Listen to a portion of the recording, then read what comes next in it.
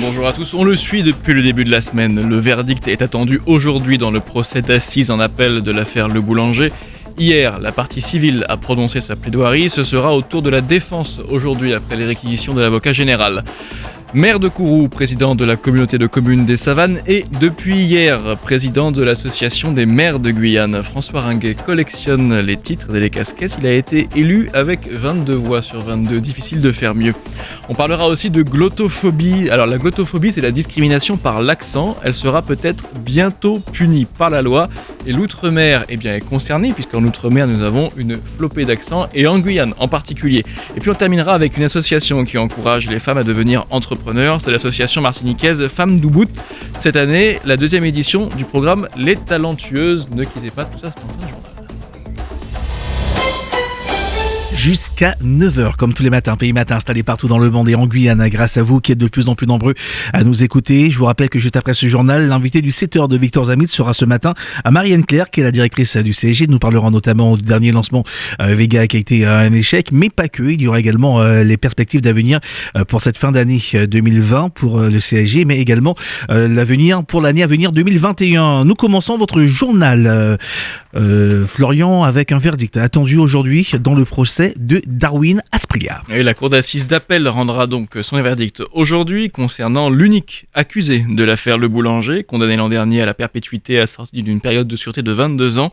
Hier matin, mercredi donc, l'accusé a été interrogé sur sa personnalité à la suite de l'expertise psychiatrique qui avait été réalisée. L'après-midi, c'était le début des plaidoiries avec celle de la partie civile représentée par Boris Tchonksit. Une plaidoirie qui s'est achevée par la lecture d'une lettre écrite par le fils d'Anne-Marie Le Boulanger, la victime, qui avait à l'époque seulement 10 ans. La volonté des parties civiles que je représente, c'est que, au-delà du drame personnel très intense qu'elles ont vécu dans leur chair, j'allais dire, ils voulaient aussi, en tant que citoyens, témoigner du sentiment de peur qu'inspire M. Asprilla et du danger qu'il représente. On peut en effet considérer que ma plaidoirie a peut-être été au-delà de la seule parole de la partie civile pour s'inscrire dans une dynamique plus générale, d'intérêt général. Mais je pense que ce dossier est à ce point singulier et le danger que représente M. Asprilla pour la société est tel que, à la place que j'occupais, il n'était impossible pour moi de ne pas l'évoquer. Et les réquisitions de l'avocat général auront lieu ce matin en début d'audience, puis viendront ensuite les plaidoiries de la défense. Verdict attendu donc cet après-midi. Nous parlons également ce matin de François Ringuet qui a été élu président de l'association des maires de Guyane. Alors il est maire de Kourou, président de la communauté de communes des Savanes et donc depuis hier président de l'association des maires de Guyane. Il collectionne les casquettes, François Ringuet. Il a réussi un score dont rêve chaque candidat, 100%. 22 communes, 22 votants et donc 22 voix.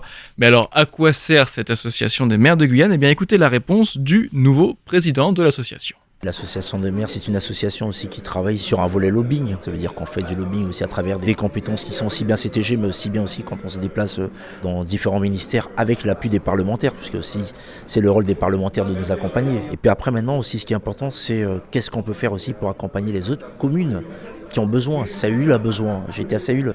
On parle rarement donc de Wanari, on parle rarement aussi donc de Saint-Georges. Ces communes ont vraiment besoin d'appui.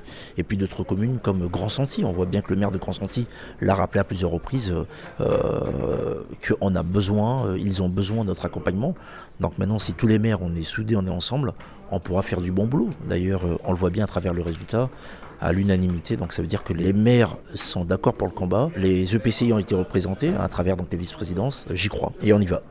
François Ringuet qui succède donc à David Richer qui lui est devenu directeur de cabinet de François Ringuet à la ville de Kourou.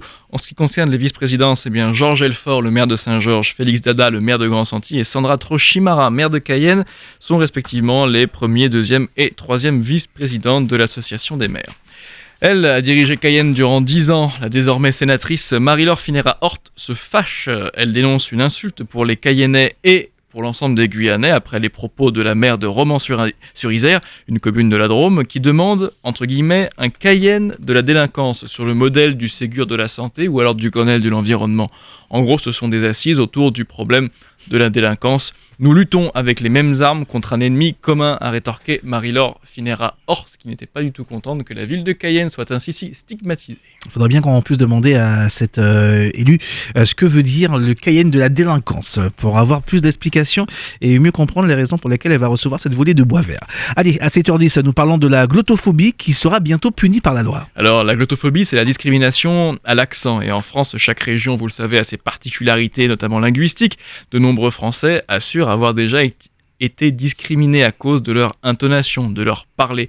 Eh bien, un député du département de l'Hérault présentera le 26 novembre une proposition de loi destinée à punir la discrimination par l'accent, proposition qui a déjà été validée par la commission des lois.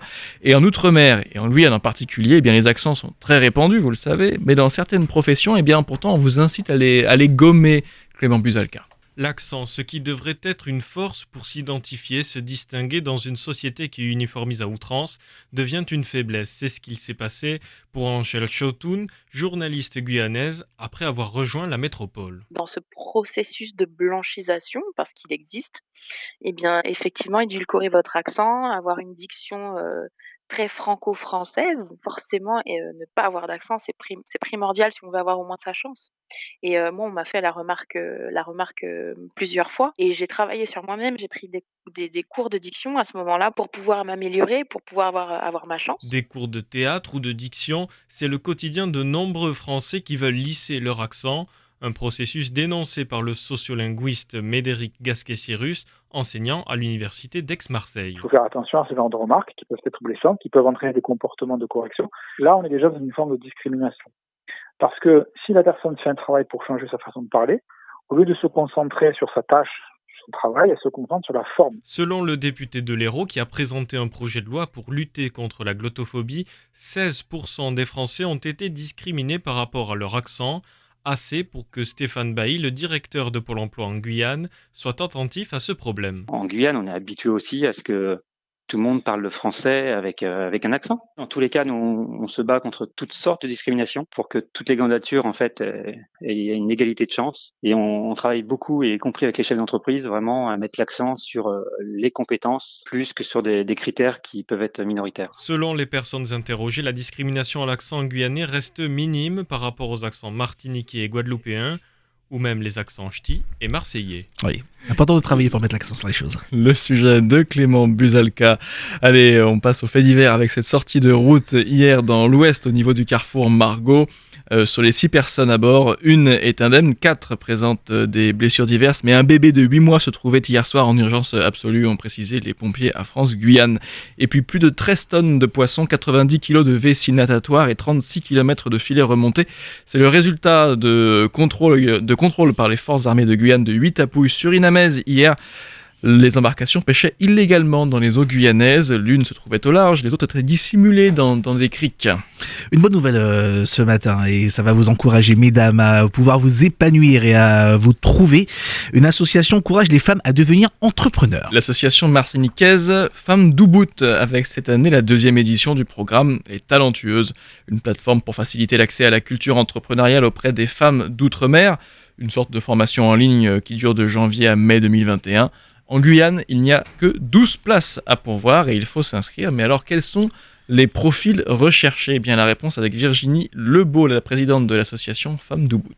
Nous sommes quand même là à recruter des femmes qui souhaitent donc concrétiser leur projet d'entreprise, qu'elles soient dans une phase d'idéation, de pré-commercialisation ou encore qu'elles soient déjà des entrepreneurs établis et qu'elles sont justement un peu dos au mur face à toutes les mesures actuellement et qui font que beaucoup d'entrepreneurs rencontrent des difficultés. On est quand même là pour un accompagnement avec des mentors et donc nous recherchons vraiment des candidates ultra motivées mais aussi qui ont des projets qui sont de l'ordre d'une certaine viabilité et faisabilité puisque le package entrepreneurial est doté à la fois de réussite mais aussi d'épreuves. Il ne faut pas non plus partir trop vite, il faut gérer déjà le premier kilomètre et puis passer cela, s'assurer d'avoir un certain rythme et garder un peu d'endurance pour ne pas s'essouffler trop vite.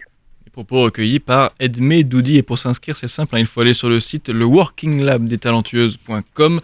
Vous avez jusqu'au 30 novembre pour le faire. Encore une dizaine de jours, allez-y. On termine avec les Antilles, comme d'habitude, avec la Martinique. Pas de déconfinement en Martinique dimanche. Le préfet du département devrait prendre la parole aujourd'hui et beaucoup espèrent un assouplissement des mesures dans le département antillais.